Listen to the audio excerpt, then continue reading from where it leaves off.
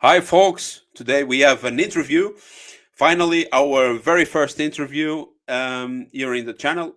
Actually, the whole purpose of the Geopolitical Talks project is to bring people from all across the world to talk about geopolitical scenarios, different geopolitical scenarios today about the Middle East and very specifically about Israel. The, about a book. This book is unfortunately only available in Italian. Here it is. Israele geopolitica di una piccola grande potenza, Arianna editrice, from Giacomo Gabellini. Giacomo Gabellini is a geopolitical analyst with a lot of other books that are very interesting, and I'm already reading a second book by him about Germany, but he has also about Ukraine and about Taiwan, about the Monroe Doctrine, geo-economic from the crisis of the capitalism, what we are seeing right now. He has a lot of 6 or 7 or 8 books, and this one is actually very, even that was written in 2017 is actually very up to date. When you read it and what's going on now in the Middle East, you will find out that it's very, very current. The interview will be held in Italian, but if you want to see it in English, please go to your settings here on YouTube to find out where are the subtitles or automatic subtitles in English or other languages that I will add as well. So here we are with Giacomo Gabellini. Buongiorno Giacomo, come stai? Buongiorno Nuno, molto bene, spero anche tu. Grazie. Parliamo del tuo libro, questo capolavoro che mi ha dato un grande piacere di leggere, Israele, geopolitica di una piccola grande potenza, di Arianna Editrice. È stato scritto nel 2017, quindi nel frattempo sono successe molte cose. Dovesse essere scritto oggi, cosa aggiungerebbe? Beh, aggiungerei sicuramente gli accordi di Abramo, per esempio, che sono stati raggiunti nel 2020 sotto il patrocinio dell'amministrazione Trump, che miravano insomma a favorire la normalizzazione delle relazioni tra Israele e una serie di paesi sunniti, per esempio gli Emirati Arabi Uniti, il Sudan, il Marocco, il Bahrain, eccetera. E la ciliegina sulla torta sarebbe stata indubbiamente l'Arabia Saudita, a cui ha provveduto, diciamo, a lavorare l'amministrazione Biden, ha cercato di portare anche l'Arabia Saudita in questo alveo. Dietro il termine normalizzazione si cela però un progetto che secondo me è più strategico e militare, cioè creare una sorta di NATO medio orientale focalizzata contro l'Iran e l'asse della resistenza nel suo complesso, quindi l'Iran e i suoi alleati, statali e non statali, quindi dalla Siria a Hezbollah, all'Iraq sciita e ultimamente a quanto pare anche ai ribelli sciiti yemeniti, i Houthi, famosi Houthi. Questo progetto indubbiamente aveva una sua logica, perché poi si iscriveva anche per esempio nella cosiddetta Via del Cotone, quel progetto portato avanti dall'amministrazione Biden che mirava a creare una rete di infrastrutture tra l'Europa e l'India alternativa alla Belt and Road Initiative, alla via della seta cinese, che guarda caso passava, esattamente, che passava per Israele, non a caso, anche questo. Questo credo che possa aiutare a spiegare diverse cose che stiano capitando oggi. Poi Chiaro. cosa avrei aggiunto? Avrei aggiunto che il processo di radicalizzazione religiosa dello Stato israeliano si è accentuato, è arrivato a dei livelli che veramente sono preoccupanti. Israele coniuga al suo interno una parte molto votata all'alta tecnologia. Ricordiamo che il settore high-tech israeliano è molto sviluppato, rappresenta il fiore all'occhiello dell'economia israeliana e si impernia su città come Tel Aviv e Haifa, mentre invece una parte altrettanto importante e numericamente sempre più rilevante della popolazione, che invece si fa riferimento a città come Gerusalemme e nelle colonie della Cisgiordania, è diventata sempre più radicale, sempre più estremista. Ci sono varie forme anche qui di radicalità, perché ci sono gli ultraortodossi, che sono una componente della società che sostanzialmente non lavora, è esentata dal servizio militare e percepisce dei sussidi dello Stato soltanto per dedicarsi allo studio della Torah e dei testi sacri. Quindi insomma è una popolazione, una cosa abbastanza strana, tanto più che percepisce anche, cioè gode di benefici fiscali che la rendono anche particolarmente, rendono le sue condizioni particolarmente agiate e sono, guarda caso, il gruppo sociale demograficamente più attivo. Si parla di 6 figli per donna e quindi sono destinati a rappresentare una parte molto importante della società israeliana del futuro. Dinamiche simili si registrano nella componente arabo-israeliana, cioè gli eredi di quei 56.000 palestinesi che nel 1948 sopravvissero, fra virgolette, alla Nakba, alla cacciata da Israele. Sono diventati nel frattempo 2 e passa milioni, oltre 2 milioni di persone. Anch'essi sono esentati dal servizio militare, o meglio, gli è impedito di servire nell'esercito perché sono percepiti come una sorta di potenziali alleati del nemico. Quindi sono una popolazione una fascia della popolazione situata ai margini della società, che si occupa e guarda caso in cui si registrano livelli più alti di povertà. Secondo alcune proiezioni, questi due gruppi, gli ultraortodossi e gli arabo-israeliani, dovrebbero arrivare entro il 2050 a rappresentare la metà della popolazione israeliana. Un altro gruppo fondamentale è quello dei sionisti religiosi. I sionisti religiosi che sono anch'essi molto attivi. È interessante notare come il sionismo nasce come un movimento laico, fondamentalmente laico, socialista addirittura, mi verrebbe da dire, che però nel momento della fondazione di Israele instaura con il rabbinato un'alleanza strategica che serviva a cosa?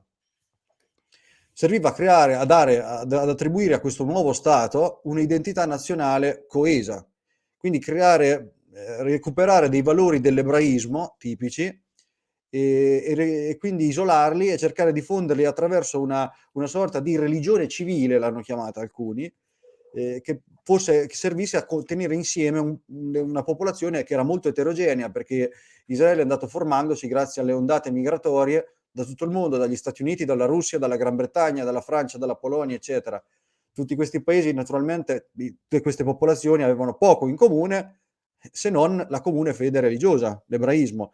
E quindi l'ebraismo doveva diventare un collante importante per questa popolazione. E quindi da questa alleanza col rabbinato è andata a formarsi una corrente che è il sionismo religioso, che identifica nell'utilizzo delle istituzioni israeliane, dell'esercito in particolare, le leve fondamentali per realizzare i disegni biblici. Quindi Eretz Israel, la grande Israele, cioè l'estensione territoriale di Israele dovrebbe coincidere con quella riportata nella Bibbia, che si evince un po' dai testi sacri. Quindi Israele, ci sono varie versioni, ma nella più radicale, Israele dovrebbe estendersi non soltanto from the river to the sea, dal fiume al mare, ma addirittura dovrebbe ricomprendere territori del Libano, parte del Sinai, dell'Egitto quindi, e addirittura, secondo alcuni, anche della Giordania. Il ministro delle finanze attuale, Bezalel Smotrich, ha pronunciato un discorso a Parigi non molti mesi fa e sul palco in cui parlava era stata installata una mappa del Medio Oriente in cui i confini israeliani ricomprendevano tutti questi territori, gran parte della Giordania. Quindi insomma ci sono varie interpretazioni su quali siano i confini di questa grande Israele. Questa grande Israele dovrebbe estendersi non soltanto dal punto di vista dei confini, ma anche, fra virgolette, ripulirsi da un punto di vista etnico. Dovrebbe diventare, nell'ottica di questi personaggi, etnicamente omogenea o quantomeno a netta maggioranza ebraica. Quindi Sì. questo apre tutta una serie di diciamo di interrogativi, di problemi, perché, più o meno se si considerano gli arabo cioè i palestinesi che vivono in Cisgiordania e nella Striscia di Gaza, 2,2 più 3,3 sono circa 5,5.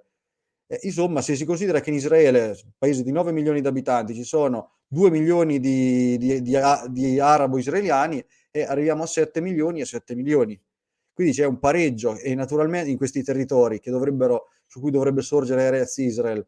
Quindi cosa fare di questi palestinesi? L'idea che hanno questi personaggi come Smotrich, un altro Itamar Ben-Gvir, ministro per la sicurezza nazionale, è che queste persone in un modo o nell'altro non devono più stare nei territori che abitano. Chiaro, E questo sì. credo che contribuisca a spiegare molto. Sì. Ma nel frattempo quando scrisse il libro e Sì, oggi è anche, passato il 7 d'ottobre, è scoppiata la guerra, pensi sì. che tutto questo sia dovuto anche a un disaccordo tra gli Stati Uniti e il sionismo, o persino a un allontanamento di Israele da parte dello Stato profondo? Lo Stato profondo è una cosa complessa, no, ma una parte de Stato profondo che è diventata antisionista e che voglia un'altra struttura, un'altra, configurazione dell'Oriente Medio. Beh, Israele nasce come ricordiamo che il primo paese ad attribuire a riconoscere Israele, a votare a favore del riconoscimento di Israele fu l'Unione Sovietica, per un errato calcolo. Gli Stati Uniti erano un po' più titubanti, però il calcolo dell'Unione Sovietica si rivelò completamente fallimentare e Israele si è trasformato in una punta avanzata, testa di ponte dell'Occidente in Medio Oriente, vicino in prossimità quindi dei giacimenti petroliferi di cui gli Stati Uniti si sono avvalsi per controllare un po' quella zona. Il punto è che nel corso dei decenni gli interessi degli Stati Uniti e di Israele sono diventati molto divergenti.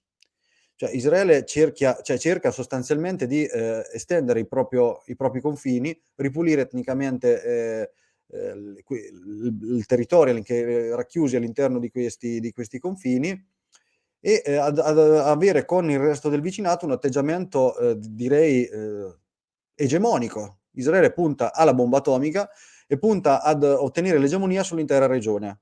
E invece l'atteggiamento degli Stati Uniti era sempre mantenere un equilibrio delle forze, cioè un atteggiamento mutuato dal vecchio impero britannico. Si trattava in altri termini di cercare di far sì che in nessuna regione del mondo emergesse una potenza in grado di imporre il proprio predominio su tutte le altre. E questo vale naturalmente anche per Israele. Poi Ma fra con l'altro Israele in testa. sì, boh, sì. Il punto è che in una fase come quella in cui ci stiamo avviando, di multipolarismo, in cui si registra la crescita di una serie di paesi e gli Stati Uniti fanno sempre più fatica a tenere in ordine, a regolare, a tenere dalla propria parte un numero di nazioni abbastanza rilevante e alcune delle quali sono molto importanti, come l'Arabia Saudita, naturalmente l'interesse degli Stati Uniti sarebbe quindi cercare un accomodamento con questi paesi, cercare quindi un grande accordo. E soprattutto le operazioni che Israele sta portando avanti dal 7 ottobre in poi vengono percepite dal resto del mondo come un genocidio, da gran parte del resto del mondo come un genocidio, che viene condotto grazie al sostegno degli Stati Uniti. Perché è chiaro che se gli Stati Uniti cessassero, interrompessero le forniture di armi da un giorno, immediatamente, da un giorno all'altro Israele sarebbe costretto a porre fine alle operazioni militari a Gaza. Chiaro. Quindi Questa è un'altra pregunta che ho, qui, che, possiamo dire che questa è la grande occasione per sapere chi domina qui e chi domina chi? Israele o gli Stati Uniti? È una pregunta che si fa sempre da ecco, anni. questo è un problema. Ricordiamo il vecchio ma ancora attualissimo saggio di John Mearsheimer e Stephen Walt, La Israel Lobby e la politica estera americana, che non ha perso niente dell'attualità che aveva, perché dimostra con prove schiaccianti quanta influenza abbia accumulato la Israel Lobby statunitense. Okay. Cioè Israele ha avuto nel corso degli anni la capacità di comprendere i meccanismi di potere del sistema americano e di volgerli a proprio favore. attraverso un uso abbastanza spregiudicato dei media, il New York Times su tutti, la penetrazione nei gangli dell'alta finanza, per esempio. Il fatto di riuscire in un modo o nell'altro ad avvalersi, cioè questa influenza, l'uso del denaro e dei mezzi di comunicazione hanno posto Israele nelle condizioni di decidere il successo o meno di un aspirante delle carriere politiche. Cioè non c'è un aspirante politico statunitense che possa pensare di avere successo, di fare carriera nel momento in cui critichi Israele. Questo è un dato di fatto. E questo ha tutta una serie di implicazioni. Per esempio ha trasformato Israele da una questione di politica estera a un tema di politica interna agli Stati Uniti. Eh. Perché noi vediamo che nonostante gli Stati Uniti stiano pagando un prezzo politico molto elevato per l'appoggio che stanno continuando a concedere a Israele, eppure questo appoggio continua a non venir meno. Perché? Perché il peso della lobby, della Israel lobby, rimane soverchiante e credo che ci sia qualcosa anche di più profondo. Ci sia una sorta di ricatto. Perché c'è un libro di un'autrice statunitense, di cui adesso mi sfugge il nome, comunque si intitola A Nation Under Blackmail, cioè una nazione sotto ricatto, in cui si analizzano la figura di Jeffrey Epstein, finanziere che morto in condizioni in carcere, come sappiamo, spacciato per suicidio, ma non ci crede nessuno, giustamente. Epstein aveva una serie di ville che erano frequentate da personaggi dell'establishment, della politica, dello spettacolo, dell'economia, della finanza statunitense, e a quanto pare si erano delle orge con delle minorenni dentro queste. E è venuto, insomma, più o meno chi un po' segue queste questioni ha intuito. Epstein probabilmente filmava questi rapporti, quello che accadeva all'interno di queste ville, e sono emerse delle prove che il personaggio frequentava in maniera assidua l'ex premier israeliano Ehud Barak, per esempio, e decine e decine di volte. Barak non è stato solo l'ex premier, è stato anche il soldato più decorato della storia di Israele, generale di punta, quindi insomma. E quindi c'è anche questa possibilità, cioè che attraverso la figura di Epstein, Israele e il Mossad abbiano acquisito una mole di prove incriminanti per una serie di personaggi politici, economici, della cultura statunitensi, che lo pongono nelle condizioni di tenere sotto ricatto, sotto scacco gli Stati Uniti. Questa è una chiave di lettura, indubbiamente. E di fatto Israele manipola la politica estera degli Stati Uniti. E che quindi se Trump torna, fino a che punto pensa che si possa arrivare? Questo è un problema, perché finché si uccidono decine di migliaia di palestinesi, questo è il calcolo degli Stati Uniti, forse il prezzo politico da pagare può risultare accettabile. Nel momento in cui Israele alza il tiro perché nel campo di battaglia di Gaza si trova in una situazione di stallo, allora cerca di espandere il conflitto, e quindi con una serie di operazioni, di provocazioni nei confronti dell'Iran. Noi abbiamo visto che il Libano e la Siria sono stati bombardati 7 volte dal 7 ottobre in poi, e sono stati uccisi diversi esponenti dei Pasdaran, e nell'ultimo caso è stata addirittura presa di mira un ufficio consolare, un ufficio diplomatico iraniano a Damasco. Sono morti 7 alti ufficiali dei Pasdaran, tra cui il capo della forza Quds per Siria e Libano, il generale Mohammed Reza Zaidi. Quello è un attacco che veramente lì Israele ha passato una linea rossa. Da che mondo è mondo gli uffici diplomatici non si attaccano. Eppure Israele si è mosso in questa direzione, con la speranza di porre l'Iran nella necessità di dover rispondere, di dover reagire. Perché? Intanto diciamo, per questioni interne, placare la sete di vendetta interna, e secondariamente, ma anzi non tanto secondariamente, ripristinare la deterrenza perduta. Quindi abbiamo visto che l'Iran ha sferrato questa rappresaglia che è stata preannunciata con diversi giorni tramite la Turchia, e quindi l'Iran ha dato tutto il tempo agli Stati Uniti per mettere in allerta le loro forze in Medio Oriente e cercare quindi di organizzare la struttura di difesa di Israele. L'attacco iraniano si è avvalso di centinaia di droni e di missili a basso costo, buona parte dei quali sono stati intercettati. Secondo il governo israeliano il 99%. Il quotidiano israeliano Mariv invece ha parlato dell'84%, che non è esattamente la stessa cosa. Ma quello che cambia è soprattutto il fatto che una parte più che preponderante, ci parla del 60% dei vettori, dei droni e dei missili, sarebbe stato intercettato non dalle difese israeliane, ma dagli Stati Uniti. Questo dimostra cosa? Che il sistema Iron Dome, che il sistema David Sling sono insufficienti a fronteggiare un attacco massivo di questo genere, in grado di saturare le difese aeree. Quindi ha dimostrato al mondo che Israele, per poter limitare considerevolmente i danni, ha avuto bisogno dell'aiuto degli Stati Uniti, della Gran Bretagna, della Francia, della Giordania. E soprattutto la rappresaglia iraniana non ha portato a alcun morto, ha colpito strutture militari. Questo naturalmente ha messo gli Stati Uniti di fronte a un bivio. Cioè, sicuramente Israele reagirà a sua volta, ma cosa potrebbe fare attaccando, cosa si potrebbe scatenare attaccando il territorio iraniano? Gli Stati Uniti hanno dichiarato: se Israele reagisce, noi rimaniamo fuori. Questo Sì. hanno detto. E abbiamo visto che la risposta israeliana è stata un po' quasi insignificante, mi verrebbe da dire. Quindi l'Iran e soprattutto la risposta, cioè per neutralizzare l'attacco iraniano, Israele e i loro alleati, i suoi alleati, hanno impiegato missili, cacciatorpediniere e aerei per un ammontare di quasi 1,5 miliardi di dollari.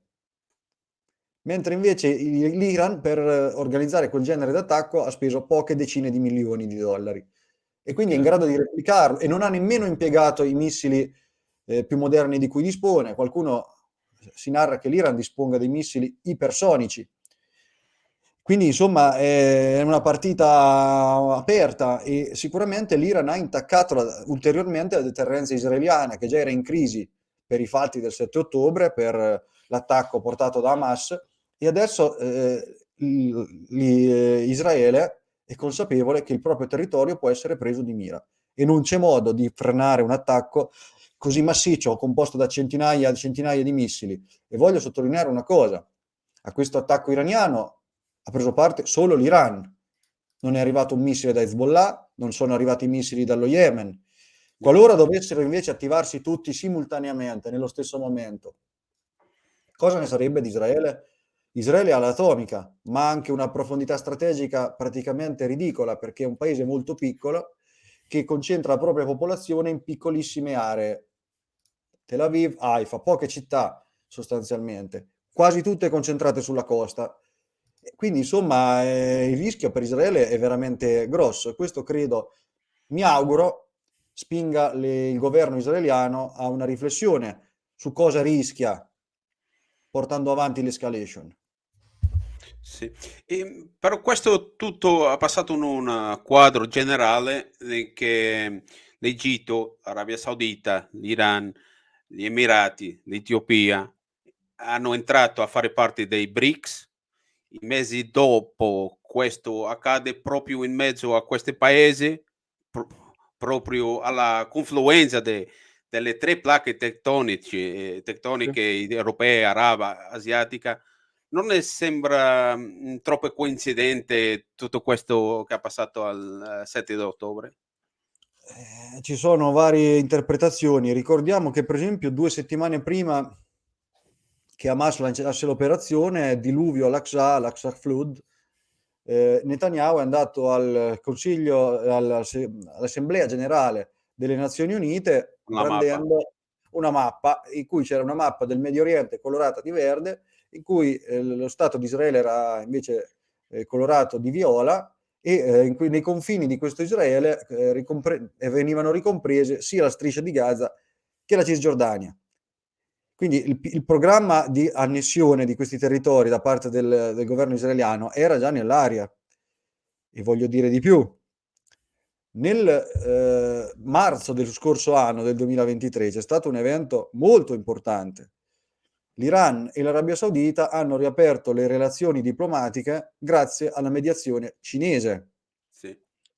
Questo è un evento molto importante perché fa seguito all'esaurimento, alla fine della guerra siriana, che ha visto il governo di Bashar al-Assad, Hezbollah, l'Iran e la Russia sconfiggere quelle bande di terroristi che operavano in Siria, sostenute da Arabia Saudita, Qatar, Emirati Arabi Uniti, Stati Uniti, Gran Bretagna e Francia e Turchia.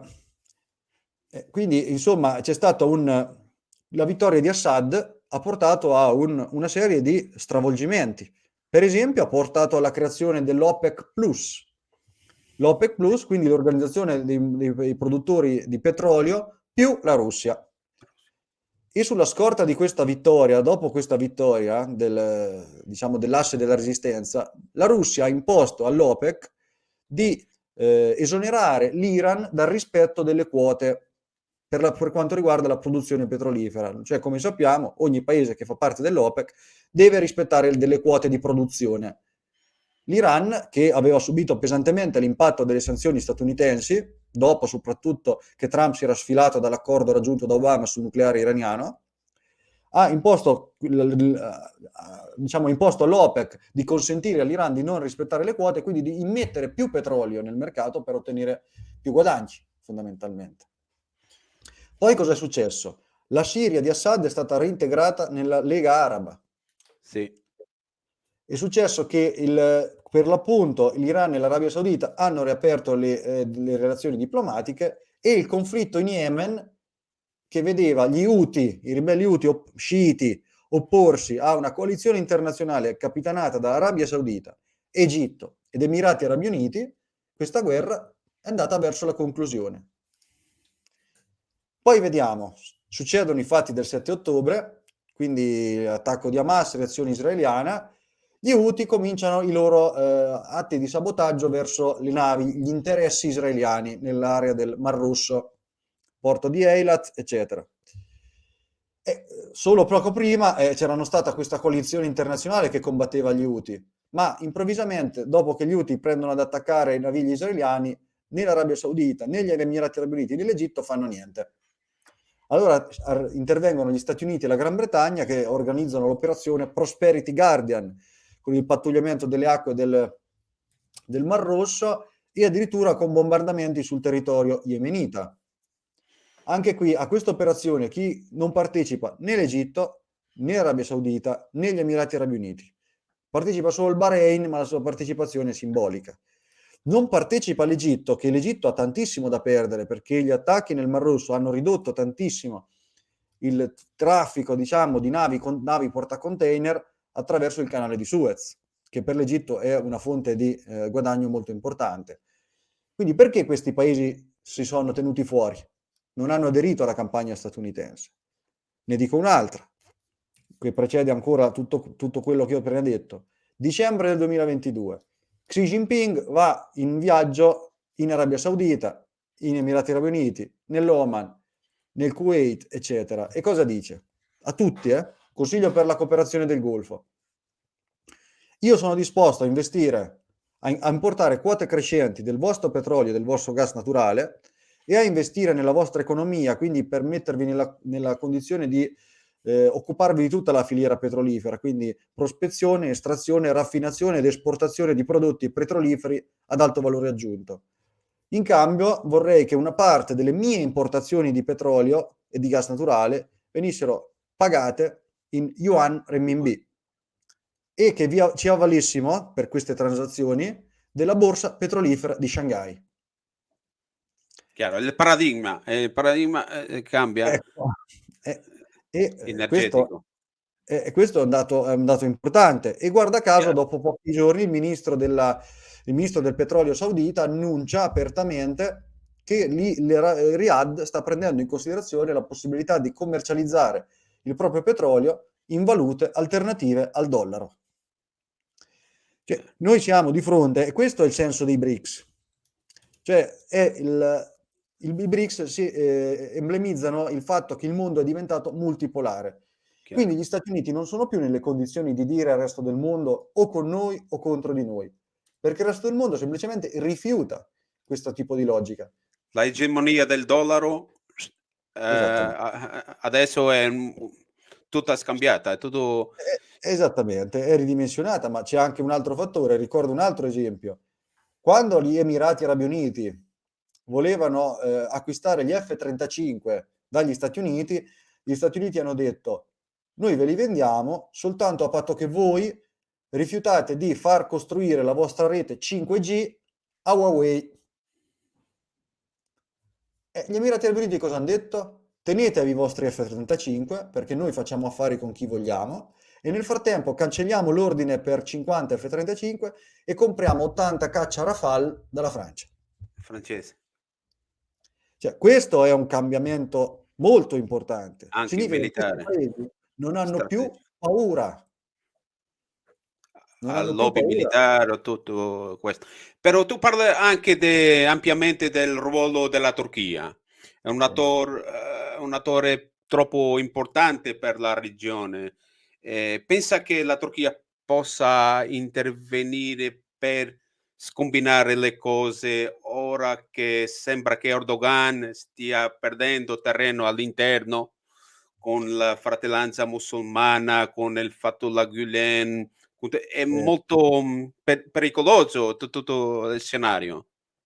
Allora, Erdogan è un personaggio particolare. È un politico indubbiamente molto intelligente, molto spregiudicato, che pensa solo a capace di giocare su più tavoli. Cioè lui per esempio, quando c'è stato incominciati i disordini in Siria, lui ha voltato le spalle ad Assad ed ha, cominciato a è stato in primissima fila nel tentativo di destabilizzare la Siria e ricordiamo che nel contrabbando di petrolio siriano la Turchia è stata coinvolta pesantissimamente. Nell'addestramento dei cosiddetti ribelli siriani la Turchia è stata in primissima fila anch'essa. Quindi la Turchia ha avuto quel genere di politica. Però Erdogan è molto bravo a fare una cosa, a cambiare improvvisamente orientamento. Quando vede che diciamo, i risultati non sono all'altezza delle aspettative.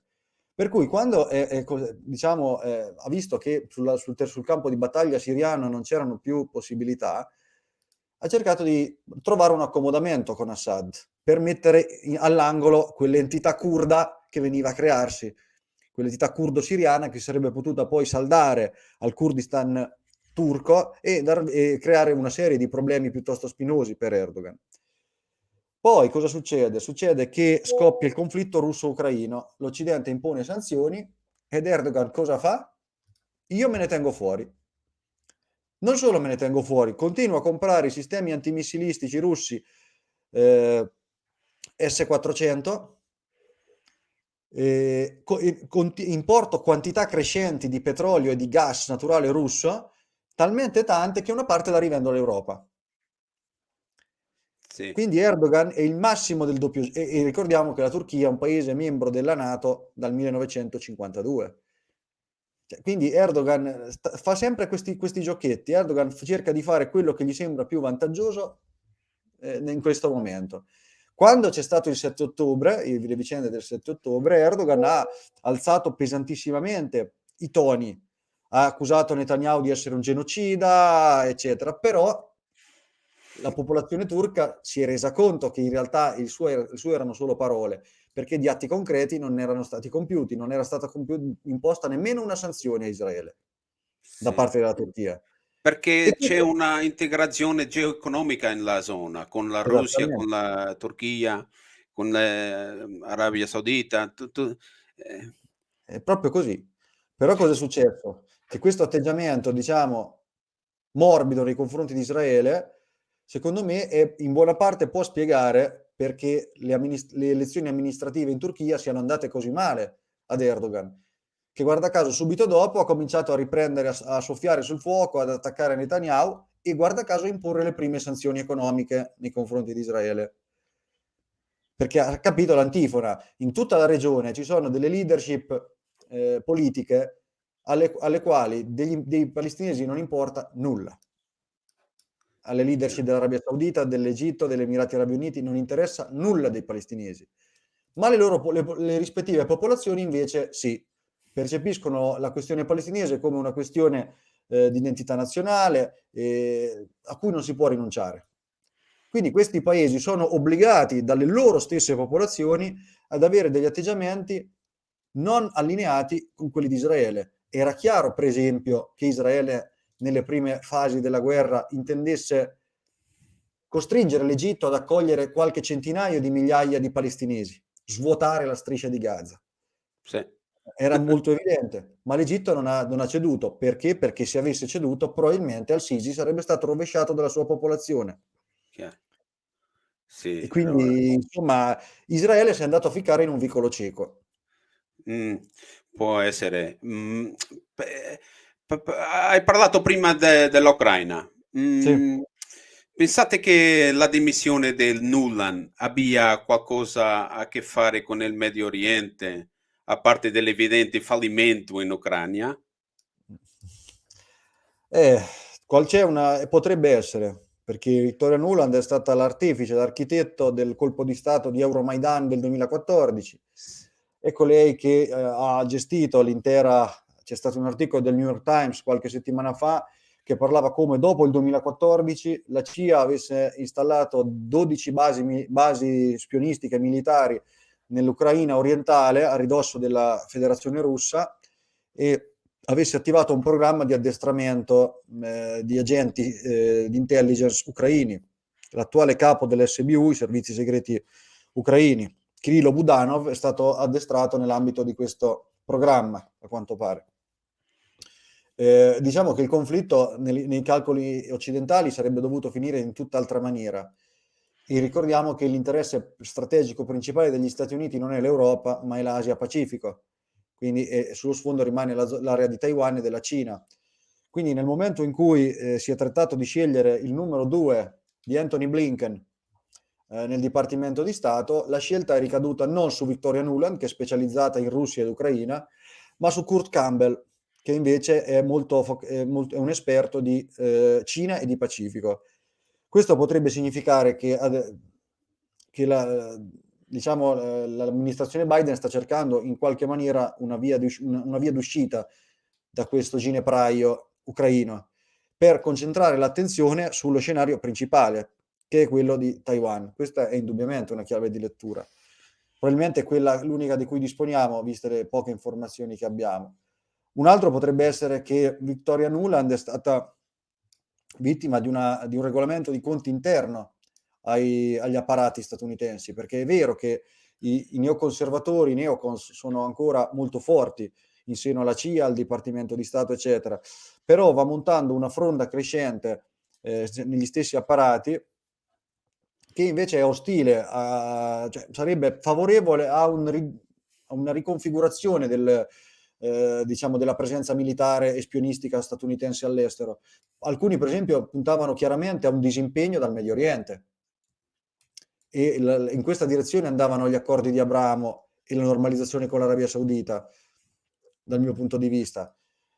Quindi diciamo che c'è secondo me una lotta molto aspra all'interno del deep state, dello Stato profondo statunitense, e potrebbe essere che Victoria Nuland è stata la vittima sacrificale di questa lotta intestina.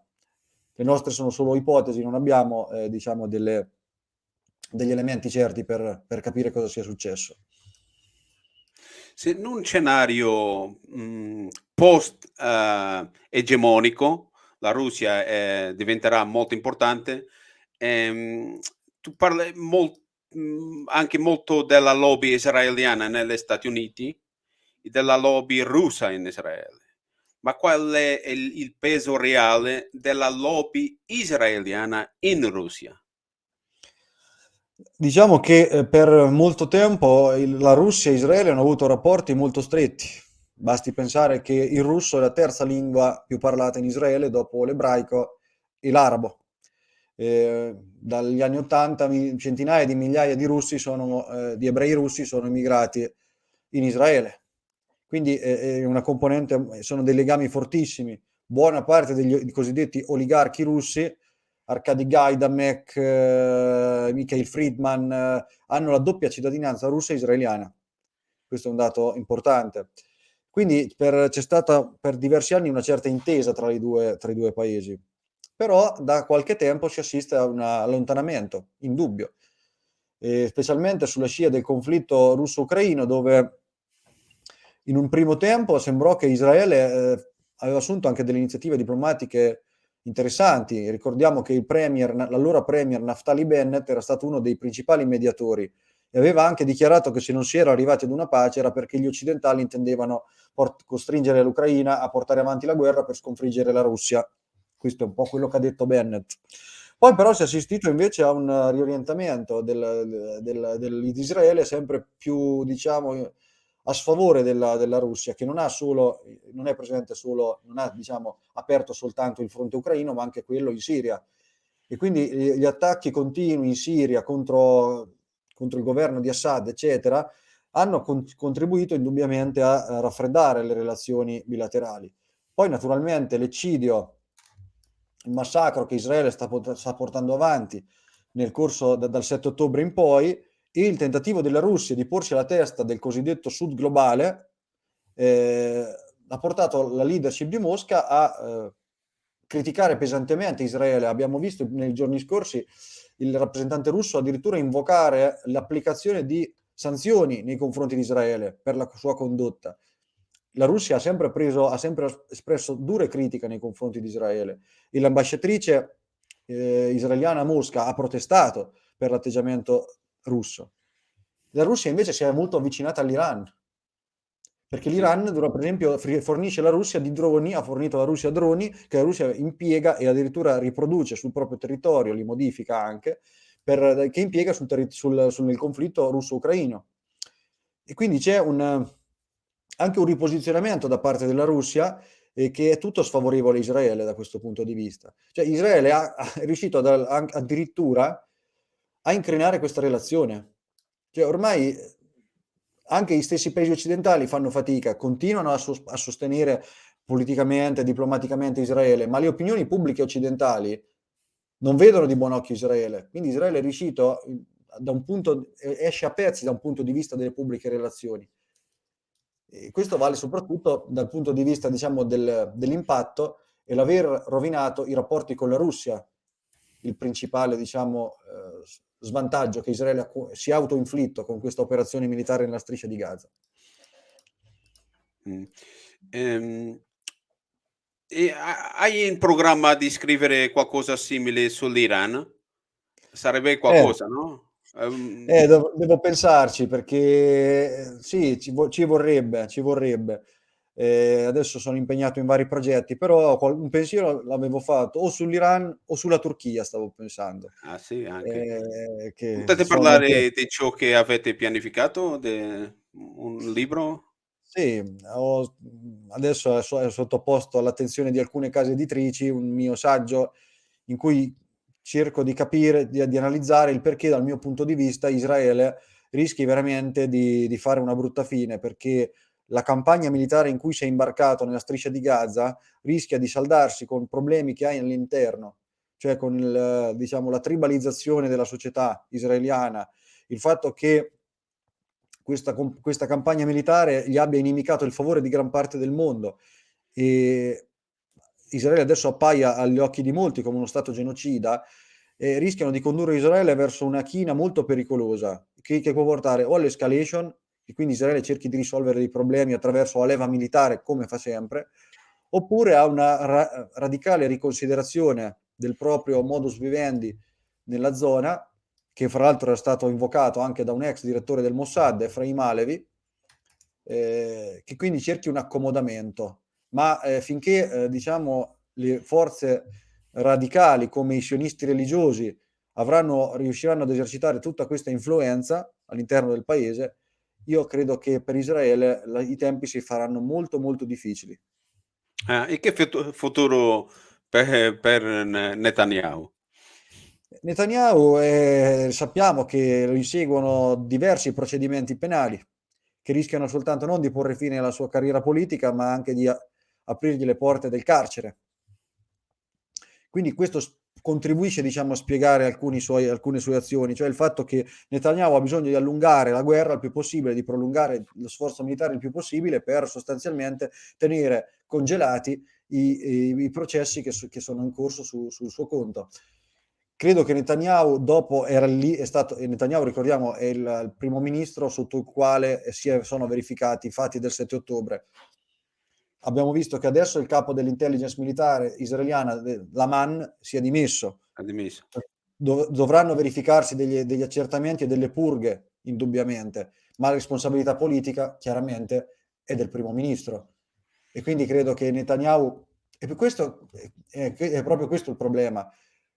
Visto che Netanyahu tutto questo lo sa, qual è il suo calcolo? Cosa mi rimane? Cercare una vittoria un trionfo talmente eclatante che ogni mio peccato del passato venga perdonato. Sì. Quindi questo lo porta all'escalation. I te ringrazio molto aver venuto qui. Grazie a te per l'invito, Riccardo, e quando vuoi tornerò volentieri. Molte grazie.